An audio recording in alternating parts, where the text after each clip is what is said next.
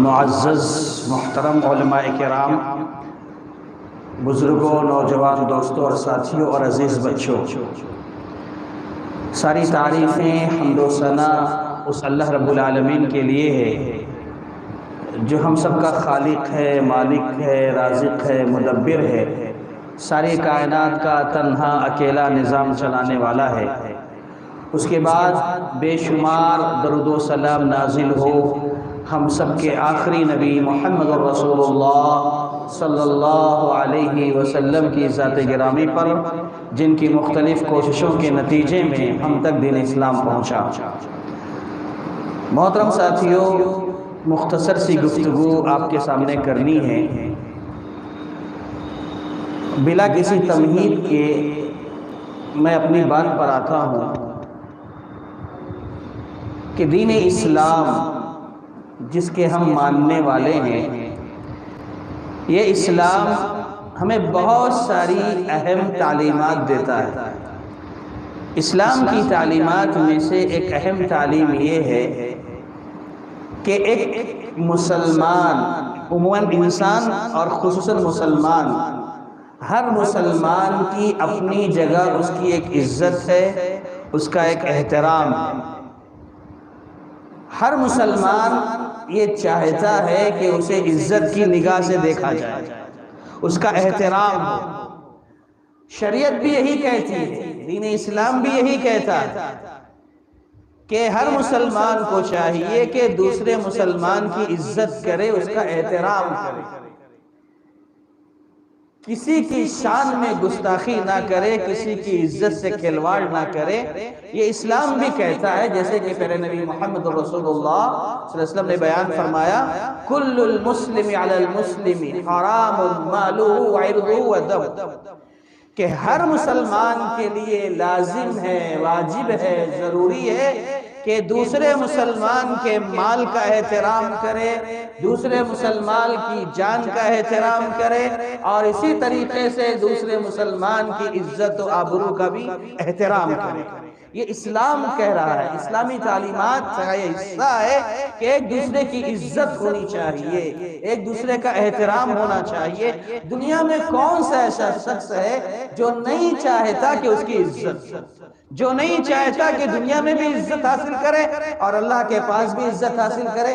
ہر شخص کی یہ چاہت ہوتی ہے، ہر شخص کی یہ تمنا ہوتی ہے، بلکہ یہ دین اسلام میں اتنی زیادہ اہمیت کی حامل چیز ہے، آپ اندازہ لگائیں اس سے کہ اگر کسی کی عزت پر حملہ ہو رہا ہے، کسی کی عزت سے کھلواڑ ہو رہا ہے، اور سامنے والا اپنی عزت کی حفاظت کے لیے، اپنی عزت کو بچانے کے لیے جو عزت سے کھیل رہا ہے اس سے لڑ پڑتا ہے، اجازت ہے، لڑ پڑتا ہے، دفاع کرتا ہے، اور یہاں تک کہ ایسا ٹکراتا ہے کہ دونوں میں لڑائی ہو جاتی ہے، اور لڑتے لڑتے یہاں تک کہ جس کی عزت سے کھیلا جا رہا ہے وہ اپنی عزت بچاتے بچاتے قتل کر دیا جاتا ہے، مر جاتا ہے، ختم ہو جاتا ہے۔ ایسے شخص کے بارے میں شریعت کیا کہتی ہے؟ پیارے نبی محمد رسول اللہ صلی اللہ علیہ وسلم ارشاد فرماتے ہیں، من قتل دون عرضہ فہو شہید، سبحان اللہ، کہ جو کوئی شخص اپنی عزت کی حفاظت کرتے کرتے قتل کر دیا جائے وہ شہید ہے۔ شہادت کا درجہ ہے۔ اب شہیدوں کے جو درجات اپنی جگہ پر الگ الگ اعتبار سے طے ہیں، لیکن شہید کا لفظ استعمال کیا اللہ کے نبی صلی اللہ علیہ وسلم نے، اس سے معلوم ہوتا ہے، اس سے پتہ چلتا ہے کہ ایک انسان اور خصوصاً ایک مسلمان کی کیا عزت ہے، کتنا بڑا احترام ہے اس کا۔ تو لہذا یہ عزت ہے، شریعت عطا کرتا ہے، دین دیتا ہے یہ، لہذا ہم اور آپ کو بھی چاہیے کہ ہم اپنے بارے میں سوچیں، غور کریں کہ ہماری عزت ہے نہیں، ہم عزت پا رہے ہیں نہیں پا رہے ہیں، یا ہماری عزت ہو رہی ہے نہیں ہو رہی ہے، یا ہم عزت حاصل کریں گے تو کیسے حاصل کریں گے، ان ساری چیزوں پہ ہمیں غور کرنا چاہیے۔ آج دنیا میں کیا تصور قائم ہے جانتے ہیں آپ سب کو زیادہ معلوم ہے، مجھ سے زیادہ جانتے ہیں آپ، کہ دنیا میں باعزت اسے سمجھا جاتا ہے جس کے پاس مال ہو، دولت ہو، سلطنت ہو، عہدہ ہو، منصب ہو، کوئی کسی مسجد کا ذمہ دار ہے، کوئی کسی جمعیت و جماعت کا صدر ہے، سیکریٹری ہے، کوئی کسی مدرسے کا ناظم ہے، پرنسپل ہے۔ عام طور پر لوگ یہ سمجھتے ہیں کہ جو بڑے عہدے والا ہے اس کی عزت ہے، وہ عزت دار ہے، جو پیسے والا ہے، مال والا ہے، دولت والا ہے، اس کی عزت ہے۔ عام طور پر دنیا میں یہی مزاج بنا ہوا ہے، لیکن میں آپ کو بتاؤں اللہ تبارک و تعالیٰ کے پاس ایسی کوئی بات نہیں ہے کہ یہ عزت دار۔ آپ دیکھیں بات اگر ہم دولت کی کریں، بات بادشاہت و سلطنت کی کریں، فرعون کو دیکھیے، فرعون کے پاس سلطنت تھی، بادشاہت تھی، کہتا بھی ہے ظالم الیس لی ملک مصر ھذہ الانہار تجری من تحتی افلا تبصرون، کہتا ہے لوگوں سے کہ کیا میرے پاس مصر کی بادشاہت نہیں، کیا میں مصر کا بادشاہ نہیں، مصر کی سلطنت میرے پاس نہیں؟ الیس لی ملک مصر وھذہ الانہار تجری من تحتی، اور یہ نہریں جو دیکھ رہے ہو میرے گھر کے نیچے سے بہ رہی ہیں، افلا تبصرون، کیا تمہیں سمجھ میں نہیں آتا؟ تم میری عزت نہیں کرتے ہو، مجھے احترام نہیں دیتے ہو، میرا مقام مرتبہ نہیں سمجھتے ہو۔ کون کہہ رہا ہے؟ فرعون کہہ رہا ہے، لیکن فرعون کو اللہ نے کیا کر دیا؟ غرق کر دیا، ڈبو دیا۔ کوئی عزت نہیں شریعت کی نگاہ میں، اس سے ذلیل ہوا وہ، ڈوب گیا وہ، اور آج بھی اللہ تعالیٰ نے اس کی لاش کو محفوظ رکھا ہے تاکہ آنے والے قیامت تک آنے والوں کے لیے وہ درس عبرت بن کر رہے۔ ایسے ہی مشرکین مکہ یہ سمجھتے تھے کہ مال اور اولاد جو ہے عزت کا ذریعہ ہے، وہ کہا کرتے تھے نحن اکثر اموالا و اولادا وما كنا بمعذبین، ارے ہم تو بڑے مال والے ہیں، اولاد والے ہیں، ہماری تو بڑی عزت ہے، مذاب نہیں دیے جائیں گے، یہ مشرکین کا کہنا تھا۔ ایسے ہی فرعون موسیٰ علیہ السلام کے حوالے سے کہتا ہے فلولا القی علیہ اسورۃ من ذہب، یہ موسیٰ اگر نبی ہے اللہ کے تو کیوں نہیں انہیں سونے کے کنگن دیے گئے، کیوں نہیں انہیں مال و دولت سے نوازا گیا؟ یہ موسیٰ علیہ السلام پر تبصرہ۔ بہت سارے جتنے بھی انبیاء ہیں سب کی تاریخ پڑھ جائیے آپ، ان کے ماننے والے، ان کے قوم کے لوگوں نے ایسے ہی تبصرے کیے۔ خود ہمارے اور آپ کے نبی پیارے نبی محمد رسول اللہ صلی اللہ علیہ وسلم کے حوالے سے کہا گیا فلولا نزل هذا القرآن على رجل من القريتين عظيم، کہ بھئی قرآن نازل کیا گیا محمد پر صلی اللہ علیہ وسلم، ان پر نازل کیا گیا، کیا ہی اچھا ہوتا، کیا ہی بہتر ہوتا، یا ایسا کیوں نہیں ہوا کہ مکہ اور طائف کے درمیان یہ جو دو بستیاں ہیں، ان بستیوں کے بیچ میں جو عظیم انسان تھا، عہدے والا، پیسے والا، دولت والا، اسے کیوں نہیں قرآن دیا گیا؟ اس پر قرآن اتارا جانا چاہیے تھا۔ یہ لوگ اعتراض کر رہے تھے مشرکین اور کفار۔ تو کہنے کا مطلب یہ میں باتیں جو اس لیے بتا رہا ہوں آپ کو کہ عزت جو ہے نا، یہ مشرکین، کفار، دنیا دار، دنیا پرست، یہ لوگ سمجھتے ہیں کہ عزت بس پیسوں سے حاصل ہوگی، دولت سے حاصل ہوگی، سلطنت سے حاصل ہوگی، عہدوں سے منصب سے حاصل ہوگی، حسب و نسب سے حاصل ہوگی، اس طرح کا لوگ سمجھتے ہیں۔ لیکن حقیقت میں عزت کے حاصل کرنے کا یہ معیار نہیں ہے، یہ ذریعہ نہیں ہے۔ پھر کیا ہے؟ سب سے پہلے تو یہ بات آپ ذہن میں رکھیں کہ اللہ رب العالمین کی ذات وہ ذات ہے وَتُعِزُّ مَن تَشَاءُ وَتُذِلُّ مَن تَشَاءُ، اللہ جسے چاہتا ہے عزت کی بلندی عطا کرتا ہے اور جسے چاہتا ہے اللہ ذلیل کر دیتا ہے۔ عزت کیسے ملے گی؟ آج ہم دیکھ رہے ہیں نا ہمارے ملک کے کیا حالات ہیں۔ آج کیا مسلمان آپ کو ذلیل نظر نہیں آ رہا ہے؟ بنی اسرائیل کے بارے میں کہا گیا وَضُرِبَتْ عَلَيْهِمُ الذِّلَّةُ، بنی اسرائیل کو ذلیل کر دیا اللہ تعالیٰ نے۔ لیکن میرے بھائیوں غور طلب بات یہ ہے، میں بتانا یہ چاہتا ہوں کہ عزت، رفعت، بلندی، شرافت، مقام و مرتبہ، بلند درجہ یہ مسلمانوں کے حصے میں ہے، یہ مومنوں کے حصے میں ہے۔ اللہ تبارک و تعالیٰ نے قرآن مجید میں اس کا ذکر کیا ہے کہ عزت مومنوں کی ہی ہے، عزت مسلمانوں کی ہی ہے۔ اللہ نے کہا وَلِلَّهِ الْعِزَّةُ وَلِرَسُولِهِ وَلِلْمُؤْمِنِينَ، کہ عزت اللہ کے لیے ہے، پھر اللہ کے رسول کے لیے ہے، پھر مومنوں کے لیے ہے، یعنی اہل ایمان باعزت ہیں اللہ کے پاس۔ اللہ نے کہا مومن جو ہوتا ہے وہ عزت والا ہوتا ہے۔ اور جب حالات ایسے بنتے ہیں، حالات تبدیل ہوتے ہیں اور ایسا لگتا ہے کہ مسلمان ذلیل ہو رہے ہیں، رسوا ہو رہے ہیں، ان کی کوئی حیثیت نہیں سماج و معاشرے میں، وہ ذلت کی زندگی گزار رہے ہیں، ایسے موقع پر یہ آیت ہمیں ہمت دلاتی ہے، یہ آیت ہمیں حوصلہ عطا کرتی ہے۔ کون سی آیت؟ اللہ فرماتا ہے لا تہنوا ولا تحزنوا، کہ تم رنج نہ کرو، غم نہ کرو، پریشان نہ ہو، وانتم الاعلون ان کنتم مؤمنین، تم ہی سر بلند رہو گے، تم ہی باعزت رہو گے، تمہارا ہی مقام ہوگا، تمہاری ہی سنی جائے گی۔ تمہارا ہی سب کچھ رہے گا، لیکن شرط یہ ہے کہ تم مومن بن کر رہو، ایمان والے بن کر رہو، ایمان والے بن کر رہو گے۔ ہاں وقتی طور پر ہوگا، تمہیں ایسا لگے گا وقتی طور پر کہ حالات تمہارے خلاف چل رہے ہیں، تمہارا دشمن تم سے زیادہ طاقتور نظر آئے گا، تمہیں لگے گا وقتی طور پر کہ تم ذلت کے شکار ہو رہے ہو، لیکن یاد رکھنا یہ اللہ کا قانون، اللہ کا اصول اللہ نے بتا دیا، اگر مومن ہو تو دنیا کی کوئی طاقت تمہیں ذلیل نہیں کر سکتی، تم عزت دار ہو اور عزت دار رہو گے اگر تم مومن ہو، مسلمان ہو۔ آپ کو بتاؤں، میں ایک واقعے کی طرف اشارہ کر کے آگے بڑھوں۔ ملک شام میں جب وہاں کے عیسائیوں نے جنگ کرنے سے احتیاط برتی اور ابو عبیدہ بن جراح رضی اللہ تعالیٰ عنہ سے کہا کہ ہم جنگ کے بغیر، اگر امیر المومنین عمر بن خطاب آئے ہمارے پاس، ہم صلح کی چند شرطیں طے کریں گے اور ہم امن قائم کر لیں گے، ہم جنگ نہیں کریں گے۔ لہذا عمر بن خطاب رضی اللہ تعالیٰ عنہ کو بلایا گیا۔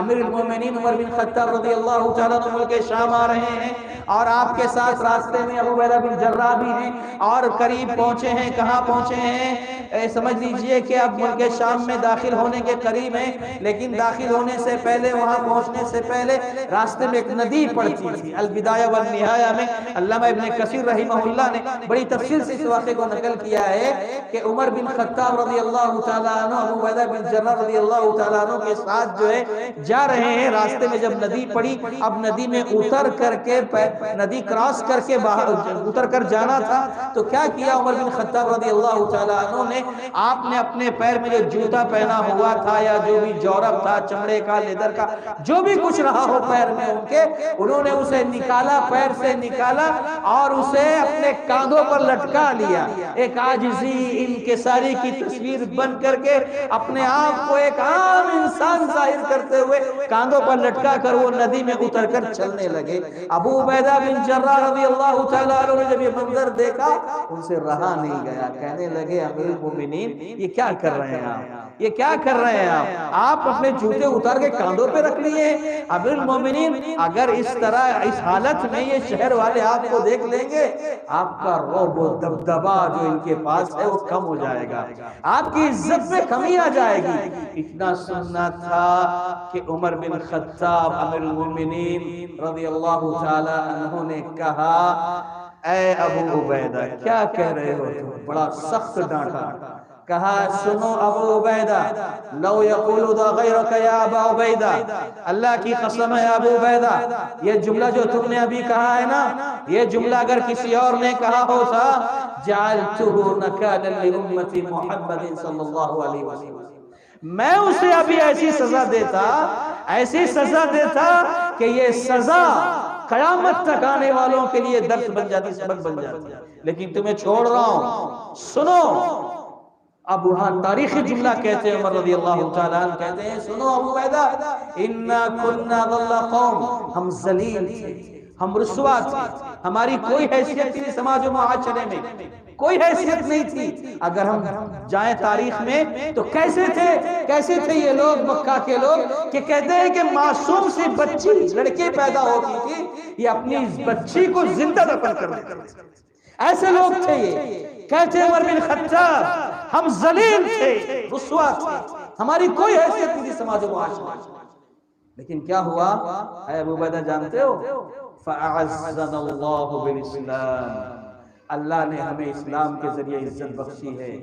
اور یاد رکھو، جو کوئی شخص اسلام چھوڑ کر کہیں اور عزت تلاش کرے گا، اللہ اسے ذلیل کرے گا۔ دنیا کا کوئی بھی انسان اگر وہ اسلام میں نہیں، اسلامی تعلیمات کو اختیار نہیں کرتا، اسلام چھوڑ کر کہیں اور عزت تلاش کرے گا، اللہ اسے اسی دنیا میں ذلیل کرے گا، اسی دنیا میں اللہ اسے ذلیل کرے گا۔ یہ عمر بن خطاب رضی اللہ تعالیٰ عنہ کا تاریخی جملہ ہے۔ تو میرے بھائیوں، آج ہم جانتے ہیں ہمارے حالات کیسے ہیں۔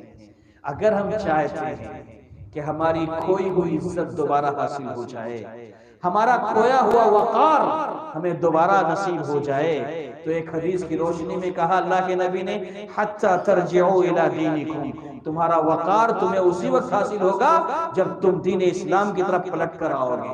اسلام کی طرف رجوع ہو جاؤ گے، اسلامی تعلیمات پر عمل کرنے والے بن جاؤ گے، تو تمہیں تمہاری عزت دوبارہ ملنے کا امکان ہے۔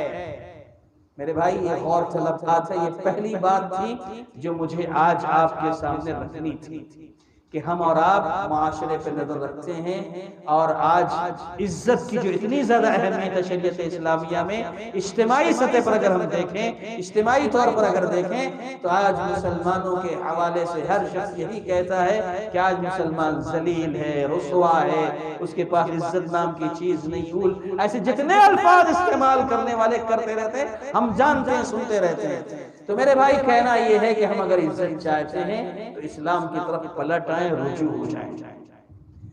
اور یہ عزت ہمیں کیسے حاصل ہوگی، ہمارا کھویا ہوا وقار کیسے حاصل ہوگا؟ ایک بہت بڑی بات ہے میرے بھائیوں کہ آپ جانتے ہیں سورہ یاسین پڑھتے ہیں آپ لوگ، سورہ یاسین میں قصہ اللہ نے بیان فرمایا کہ وَجَاءَ رَجُلٌ مِّنْ أَقْصَى الْمَدِينَةِ رَجُلٌ يَسْعَىٰ، کہ شہر کے کنارے سے ایک شخص دوڑتا ہوا آیا۔ کس حالت میں آیا؟ دوڑتا ہوا۔ یہ واقعہ اصل میں ایسا، میں آپ کو پس منظر بتا دوں کہ اس واقعے سے، اس آیت سے پہلے کی جو آیتیں ہیں اس میں یہ بتایا گیا کہ اللہ تبارک و تعالیٰ نے ایک شہر میں عیسیٰ علیہ السلام کے حوالے سے 2 نبیوں کو پہلے بھیجا۔ شہر کا نام مفسرین انطاکیہ بتاتے ہیں کہ اس شہر میں پہلے 2 نبی گئے، اللہ کا پیغام سنا رہے ہیں، دعوت کا کام کر رہے ہیں، دین کی خدمت کر رہے ہیں، 2 نبی گئے۔ لیکن کیا ہوا، قوم کے لوگوں نے ان کی باتوں کو جب نہیں مانا، ان کی تکذیب کی، جھٹلایا، تو اللہ نے کہا فَعَزَّزْنَا بِثَالِثٍ، ہم نے تیسرے نبی کو بھی بھیجا، تیسرے پیغمبر کو بھیجا ان کی تقویت کے لیے، ان کو پختگی عطا کرنے کے لیے، انہیں طاقت بخشنے کے لیے۔ اب ظاہر بات ہے دین کا کام ہے، دعوت کا کام ہے، ایک آدمی سے بڑھ کر 2 آدمی کریں زیادہ اچھا ہے، 2 سے بڑھ کر 3، 3 سے بڑھ کر 4، پوری جماعت مل کر کریں، بہت بڑا کام ہے دعوت کا۔ اور یہ ہماری زندگی کا سب سے بڑا مقصد ہے کہ پوری امت مسلمہ کو مل کے کام کرنا چاہیے۔ اور یہ جو اللہ نے کہا نا کہ 2 انبیاء 2 نبی کے ساتھ تیسرے کو بھیجا، یہ اللہ تعالیٰ کا قانون ہے کہ اس کام میں ایک سے بڑھ کر 2 آگے آنا چاہیے۔ اور یہی وجہ ہے کہ پیارے نبی محمد رسول اللہ صلی اللہ علیہ وسلم نے 2 عمر میں سے ایک عمر کو مانگا تھا۔ معلوم ہے نا آپ کو کہ اللہ چاہے ابو جہل جس کا نام عمر بن ہشام تھا، دوسرے عمر بن خطاب، ان دونوں میں سے کسی کو اسلام کی توفیق دے دے، سبحان اللہ، دعا قبول ہوتی ہے اور عمر بن خطاب کے حصے میں اسلام آتا ہے۔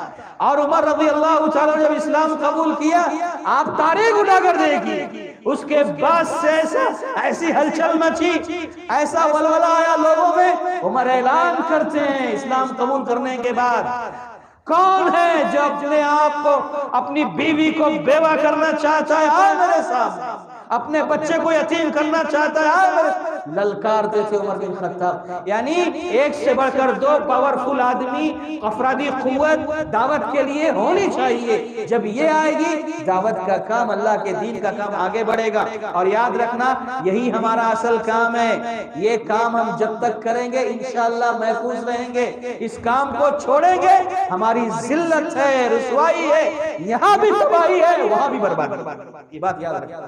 تو بہرحال اللہ کے نبی صلی اللہ علیہ وسلم نے 2 عمر میں سے ایک عمر کو مانگا، اور موسیٰ علیہ السلام نے بھی جب اللہ نے فرعون کے پاس بھیجا تو موسیٰ بھی کہتے اللہ میرے بھائی ہارون کو میرے ساتھ کر دیجئے، میں اکیلا جا نہیں پاؤں گا، اکیلا کام نہیں کر، یہی مطلب ہے نا اس کا، میرے بھائی ہارون کو میرے ساتھ کر دیجئے، ٹھیک ہے جاؤ ہارون کو بھی لے کے جاؤ، اللہ اکبر۔ یعنی میرے بھائی کہنے کا مطلب یہ ہے کہ دین اور دعوت کا کام ایسا ہے، ایک آدمی کا کام نہیں۔ آپ اگر سوچیں کہ ایک امام صاحب ہے، ایک عالم ہے، آپ کے گاؤں کا عالم ہے، بس وہ اکیلا دعوت کا کام کرے، آپ بس خالی بیٹھ کے دیکھتے رہیں گے، نہیں، ہر آدمی کا کام، ہر شخص کا کام ہے کہ وہ دعوت کا کام کرے اور جڑ کر رہے۔ ابھی میں عمر بن خطاب کی بات کر رہا تھا نا، ایک واقعہ ان کے حوالے سے بھی آتا ہے۔ امیر المومنین عمر بن خطاب رضی اللہ تعالیٰ عنہ ایک مرتبہ ایسے ہی صحابہ اکرام کے ساتھ بیٹھے ہوئے تھے، امیر المومنین ہیں، صحابہ کے ساتھ بیٹھے ہوئے ہیں، اور سوال کر لیا صحابہ سے، پوچھا کہ کیا آرزو ہے تمہاری، کوئی آرزو ہے، تمنا ہے، امنگ ہے، خواہش ہے، کیا سوچتے ہو تم لوگ؟ کچھ خواہش رکھتے ہو؟ کیا خواہش ہے بتاؤ اس کے بارے میں۔ صحابہ کرام میں سے ایک بڑی تعداد نے کہا امیر المومنین ہماری یہ خواہش ہے کہ یہ پورا کا پورا گھر روپے پیسوں سے بھر جائے اور یہ سارا کا سارا پیسہ، یہ سارا کا سارا مال ہم اللہ کے دین کے لیے استعمال کریں۔ ہم بھی اللہ سے دعا کریں کہ اللہ یہ جتنی بڑی مسجد ہے مسجد بھر کر ہم کو پیسہ دے دے تاکہ ہم اس کو اللہ کے دین کے لیے استعمال کریں۔ نہیں چاہیے؟ آمین بھی نہیں بولتے آپ نے؟ کیا نہیں چاہیے پیسہ؟ اللہ سے دعا کریں اللہ تعالی ہم سب اچھا مولوی صاحب نے شرط رکھ دی ہے دین کے لیے استعمال کریں، ہمارے لیے نہیں بولے، اس لیے آپ نے نہیں بولے۔ اللہ سے دعا کریں اللہ کے دین کی مدد کرنا، اللہ کے دین کی حفاظت کرنا یہ ہماری بہت بڑی ذمہ داری ہے۔ صحابہ کرام تمنا کر رہے ہیں ہماری یہ خواہش ہے کہ پورا کا پورا گھر روپے پیسوں سے ہیرے جواہرات سے بھر جائے، سارا کا سارا مال ہم اللہ کے دین کے لیے وقف کر دیں۔ کتنا بڑا جذبہ رہا ہوگا، کتنا بڑا سبحان اللہ ان کا دل رہا ہوگا، کیسے لوگ تھے وہ۔ اچھا یہ باتیں تو ہو گئی، عمر بن خطاب رضی اللہ تعالیٰ عنہ کی سوچ دیکھیے وہ کتنی آگے کی۔ ان سے پوچھا گیا آپ کیا چاہتے ہو، آپ کی کیا آرزو ہے؟ عمر بن خطاب کہتے ہیں میری یہ خواہش ہے، میری یہ آرزو ہے کہ یہ پورا کا پورا گھر خالد بن ولید، ابو عبیدہ بن جراح ایسے جیالوں سے بھر جائے اور ان سب کو میں اللہ کے دین کے لیے استعمال کروں۔ تو میرے بھائیو آج ضرورت اسی بات کی ہے کہ آج ہم دین کے لیے کھڑے ہوں، اسلام کی حفاظت کے لیے کھڑے ہوں، اپنے ملک کی سلامتی کے لیے کھڑے ہوں، اور اس کا سب سے بڑا ذریعہ یہی ہے کہ ہم اللہ کا پیغام اللہ کے بندوں کو سنائیں۔ جو لوگ نبی کی شان میں گستاخی کرتے ہیں ان کو بتائیں نبی کون تھے، جو اللہ کے بارے میں نہیں جانتے ان کو سمجھائیں اللہ کون ہے، جو قرآن کے بارے میں نہیں جانتے ان کو سمجھائیں قرآن کس کی کتاب ہے، آپ کی بھی کتاب ہے، جو کہتے ہیں اسلام دہشت گردی کی تعلیم دیتا ہے ان کو بتائیں اسلام سراپا امن کی تعلیم دیتا ہے، جو کہتے ہیں اسلام تلوار کے ذریعے پھیلا ان کو سمجھائیں کہ نہیں اسلام اخلاق کے ذریعے پھیلا۔ یہ ہماری ذمہ داری ہے، ہم کو پڑھنا پڑے گا، سمجھنا پڑے گا، اپنے علماء سے دعا سے رابطے میں رہ کر کے سیکھنا پڑے گا اور اس کام کو آگے بڑھانا پڑے گا۔ تو بہرحال بات چل رہی تھی کہ فَعَزَّزْنَا بِالثَّالِثِ کہ تیسرے پیغمبر کو بھیجا، یہ انبیاء کی اللہ کی سنت ہے، اللہ نے نبیوں کو بھیجا، اللہ کے نبی نے 2 عمر میں سے ایک عمر کو مانگا، اس موسیٰ علیہ السلام نے اپنے بھائی ہارون کو مانگا۔ اس طریقے سے میں بتانا چاہ رہا ہوں کہ دین اور دعوت کے کام میں سب کو کھڑا ہونا پڑے گا، سب کو مل کے کام کرنا پڑے گا۔ اچھا یہ واقعہ ختم ہو رہا ہے، اب تینوں نبیوں کے بارے میں بھی یہی تبصرہ آیا قرآن مجید میں سورہ یاسین میں کہ قوم کے لوگوں نے تینوں کو رجم کرنے کی دھمکیاں دے دی، مارنے کی دھمکیاں دے دی۔ اب جب یہ سب چل رہا ہے قوم کے لوگ انبیاء کو مارنے کی دھمکی دے دیں، اور ایک بات یاد رکھو بہت سے لوگ کہتے ہیں حالات ٹھیک نہیں ہیں، حالات بڑے پیچیدہ ہیں، ایسا ہو جائے گا ویسا ہو جائے گا، ہم نہیں کر سکتے ہیں۔ مجھے بتا دو کون سا ایسا دور رہا ہے یا کون سے ایسے نبی رہے ہیں جن کو خوشگوار ماحول ملا ہے کام کرنے کے لیے، سکون سے کام کی؟ کون سے نبی ہیں؟ یہاں یہ تین نبیوں کو مارنے کی دھمکیاں دی جا رہی ہیں، انہیں ان پر الزامات لگائے جا رہے ہیں، ان کی زندگی ان پر تنگ کی جا رہی ہے، قتل کرنے کی سازشیں رچی جا رہی ہے، یہ سب ہو رہا ہے۔ ایسے میں قرآن کہتا ہے وَجَاءَ مِنْ أَقْصَى الْمَدِينَةِ رَجُلٌ يَسْعَىٰ، شہر کے کنارے سے ایک شخص دوڑتا ہوا آیا، شہر کے کنارے سے دوڑتا ہوا آیا۔ کہاں سے آیا؟ شہر کے کنارے، کسی گاؤں سے آیا، کسی دیہات سے آیا۔ شہر والے عام طور پر گاؤں والوں کو شمار نہیں کرتے، شہر والوں کے پاس گاؤں والوں کی اہمیت نہیں ہوتی، حد شمار سے باہر سمجھتے ہیں گاؤں والوں کو، لیکن اللہ نے اس گاؤں والے کا تذکرہ کیا قرآن مجید میں، کتنی بڑی اہمیت ہے اس گاؤں والے کی، دیکھو وَجَاءَ مِنْ أَقْصَى الْمَدِينَةِ رَجُلٌ يَسْعَىٰ، اللہ تعالیٰ اس گاؤں سے آنے والے ایک بدو، ایک دیہاتی، ایک ادنا سے انسان کو اتنی اہمیت دی کہ اس کے تذکرے کو قرآن میں جگہ دی اللہ تعالیٰ نے۔ وَجَاءَ مِنْ أَقْصَى الْمَدِينَةِ رَجُلٌ يَسْعَىٰ، شہر کے کنارے سے آیا، وہ بھی کیسے آیا؟ دوڑتا ہوا آیا۔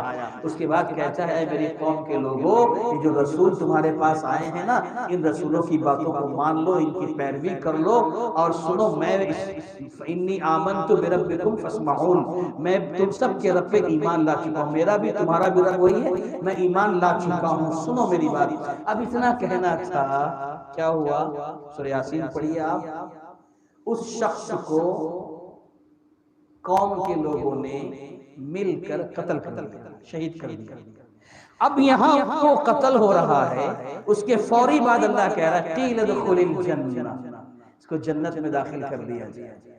اللہ اکبر! میدان دعوت میں، اللہ کے دین کی خدمت میں اگر آپ کی جان جاتی ہے، رزلٹ کیا ہے؟ نتیجہ کیا ہے؟ جنت ہے۔ ایک انسان، ایک مسلمان کو جنت مل جائے، اس کا بیڑا پار، اور کیا چاہیے اسے؟ اللہ راضی ہو جائے، اللہ خوش ہو جائے، اللہ کی جنت مل جائے، اور کیا چاہیے؟ اسے جنت میں داخل کر دیا گیا۔ اب دیکھو میں جو بتانا چاہ رہا ہوں آگے آ رہا ہے۔ وہ شخص شہر کے کنارے سے جو شخص آیا تھا، کس قدر اپنی قوم کا درد رکھتا ہے، اپنی قوم کو بچانے کی فکر رکھتا ہے، جنت میں چلا گیا ہے۔ جنت میں جانے کے بعد اس کے تبصرے کو اللہ نے نقل کیا، جنت میں چلا گیا اور کیا کہتا ہے؟ یا لیت قومی یعلمون، اے کاش میری قوم جان لیتی، اے کاش میری قوم سمجھ لیتی، میری بات مان لیتی۔ تو آج دیکھو میں کتنی شان سے جنت میں ہوں، کیا کیا میرے رب نے؟ وَجَعَلَنِي مِنَ بِمَا غَفَرَ لِي رَبِّي وَجَعَلَنِي مِنَ الْمُكْرَمِينَ، میرے رب نے مجھے بخش دیا ہے اور مجھے معزز لوگوں میں شامل کر دیا ہے۔ مجھے کس میں شامل کر دیا ہے؟ معزز لوگوں میں، باعزت لوگوں میں۔ یعنی آپ دعوت کا کام کرو گے، میدان دعوت سے جڑو گے، آپ کی عزت یہاں بھی ہوگی، وہاں بھی۔ عزت اگر ہم چاہتے ہیں، میں نے بات شروع کی تھی وہاں سے، یہاں لا رہا ہوں آپ کو، عزت اگر ہم چاہتے ہیں تو سب سے پہلے اپنے ایمان کی حفاظت کریں، اسلام پر قائم رہیں، اسلامی تعلیمات کو اختیار کریں، اور اسلام پر قائم رہتے ہوئے اس اسلام کی خصوصیات کو، اس اسلام کی اہمیت کو، اسلام کا درجہ کیا ہے، اسے دوسروں کو بتائیں، سمجھائیں، تو انشاءاللہ آپ کی ہماری عزت اسی میں ہے۔ ورنہ جن حالات سے ہم گزر رہے ہیں یہ اور بس سے بدتر ہوتے چلے جائیں گے، کبھی حالات اسے نارمل ہونے کا نام نہیں لیں گے، رکیں گے نہیں۔ اس لیے ہماری یہ ذمہ داری بنتی ہے کہ ہم جو ہے اپنے آپ کو سنبھالیں، اپنی ذمہ داری کو سمجھیں کہ ہماری ذمہ داریوں میں ایک بہت بڑی ذمہ داری یہ ہے کہ ہم اللہ کے دین کی خدمت کریں۔ اللہ نے فرمایا ان تنصروا اللہ ینصرکم، اگر تم اللہ کے دین کی مدد کرو گے اللہ تمہاری مدد کرے گا۔ اللہ کی دین کی مدد کیسے ہوتی ہے میرے بھائی؟ اللہ کے دین کی مدد یہی ہے کہ اسلام پر عمل کرو اور اسلام کا پیغام دنیا والوں کے سامنے پیش کرو۔ یہ ہماری زندگی کا ایک بڑا مقصد ہے۔ میں سوچ رہا ہوں اپنی گفتگو یہیں پر ختم کر لوں، اور زیادہ دیر گفتگو کرنا بھی مناسب نہیں ہے، کیونکہ ابھی ہم کو وہاں بھی جانا ہے، وہاں بھی ایک پروگرام ہے مغرب میں۔ اسی پر گفتگو ختم کرتے ہوئے اللہ تعالیٰ سے دعا ہے کہ اللہ تبارک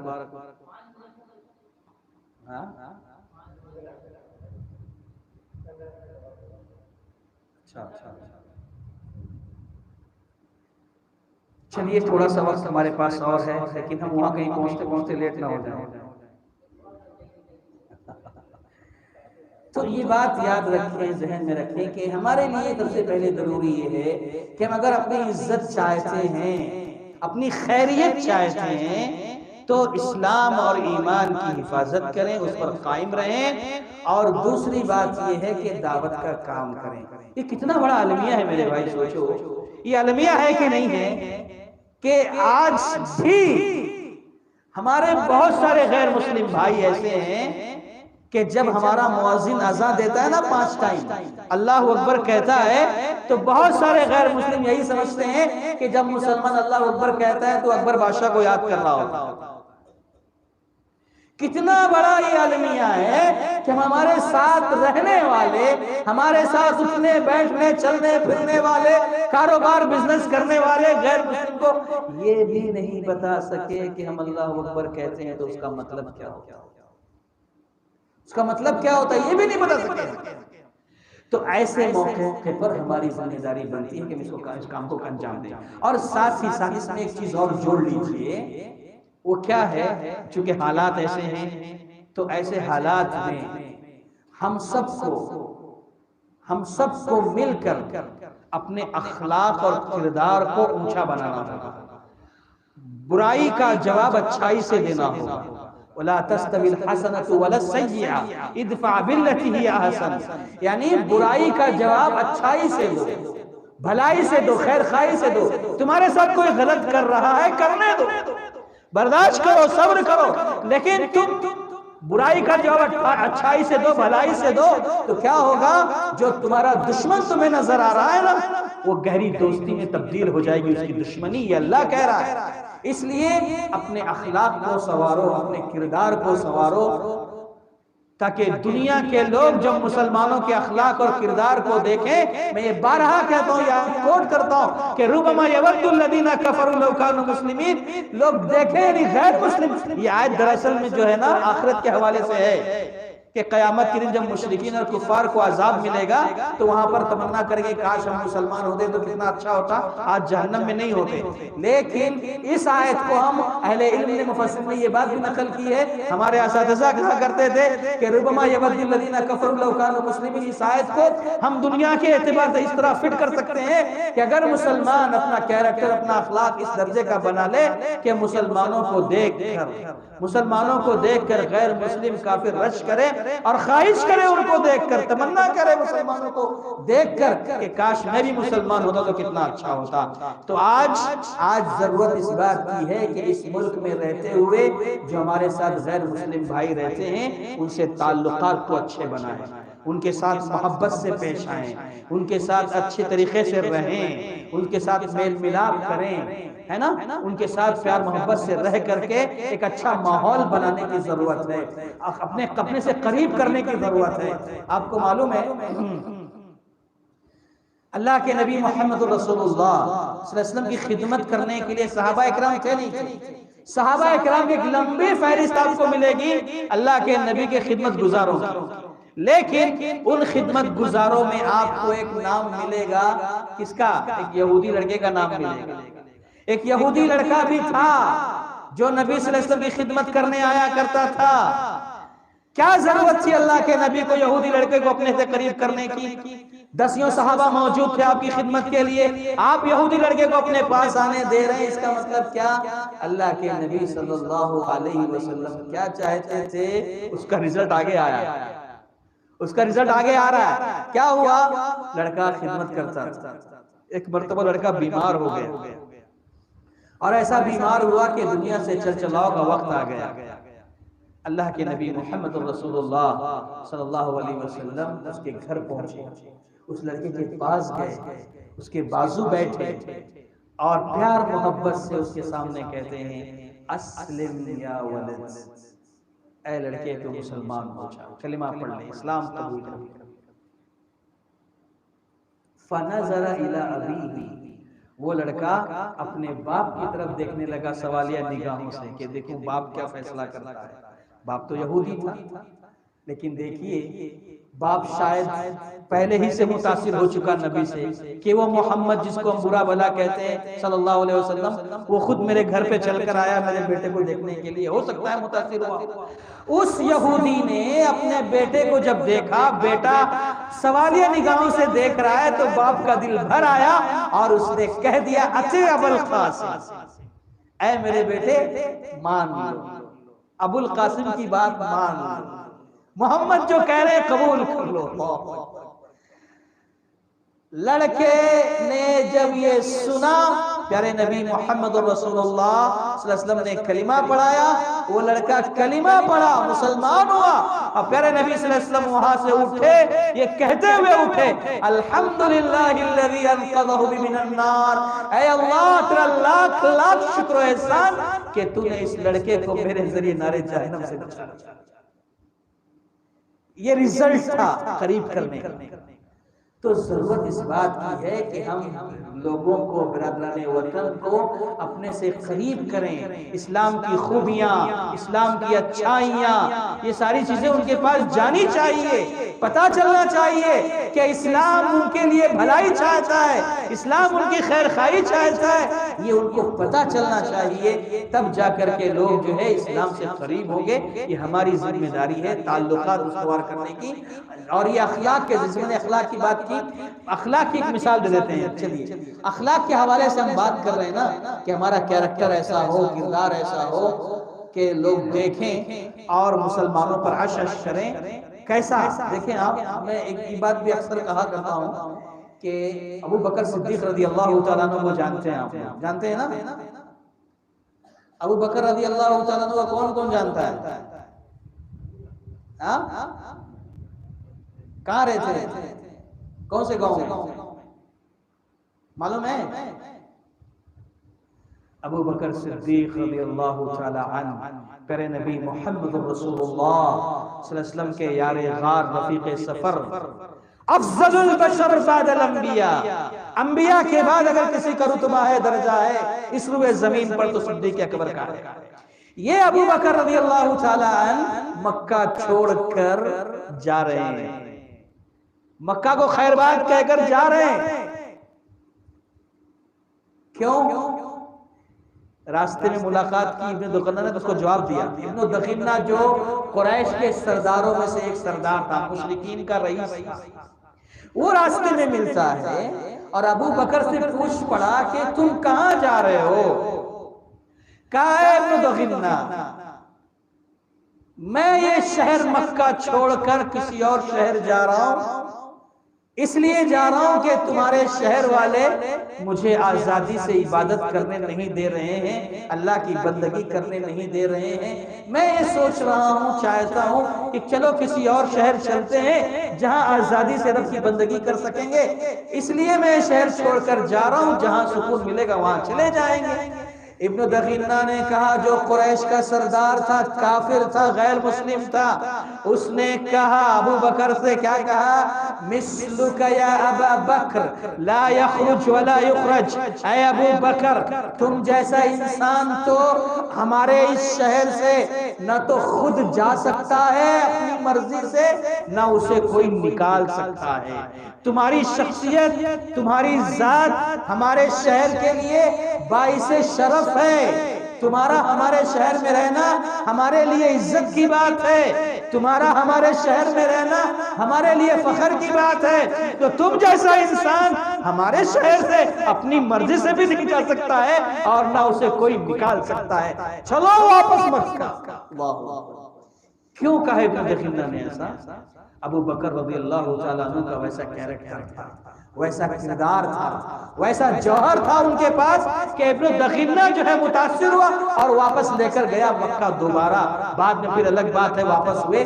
کہنے کا مطلب یہ ہے کہ آج ہمیں بھی اپنے اخلاق کو، کردار کو، کیریکٹر کو اس طریقے سے بنانا ہے، سنوارنا ہے کہ یہاں کے غیر مسلم، یہاں کے لوگ ہم سے، آپ سے کہیں مثلکم لا یخرج ولا یخرج، کہ اے مسلمانوں تم ایسے ہو کہ تمہارا ہمارے گاؤں سے، ہمارے شہر سے، ہمارے ملک سے اپنی مرضی سے بھی جانا ممکن نہیں ہے، تم اپنی مرضی سے بھی نہیں جا سکتے اور نہ تمہیں کوئی یہاں سے نکال سکتا ہے۔ ایسا کیریکٹر پیدا کرو، اتنے بلند ہو جاؤ، اتنے عظیم ہو جاؤ کہ تمہیں لوگ کہنے لگے مثلکم لا یخرج ولا یخرج، کہ تم جیسا انسان یہاں سے جا نہیں سکتا، نہ اسے کوئی نکال سکتا ہے۔ اس کی ضرورت ہے میرے بھائیوں۔ تو بہرحال کہنا یہ ہے کہ بہت ساری باتیں ہو گئیں کہ ہمیں اور آپ کو اگر عزت چاہیے تو اسلام پر، ایمان پر قائم رہنا ہے اور دعوت کا کام کریں، اور دعوت کا کام کرنے کے لیے تعلقات کو استوار کرنا ضروری ہے اور اپنے اعلیٰ اخلاق اور کیریکٹر کو سنوارنا ضروری ہے۔ ہم اللہ تعالیٰ سے دعا کرتے ہیں کہ اللہ تبارک و تعالیٰ جو باتیں کہی گئی، سنی گئی، ہم تمام کو اس پر عمل کرنے کی توفیق عطا فرما۔ آمین۔ وآخر دعوانا ان الحمد للہ رب العالمین۔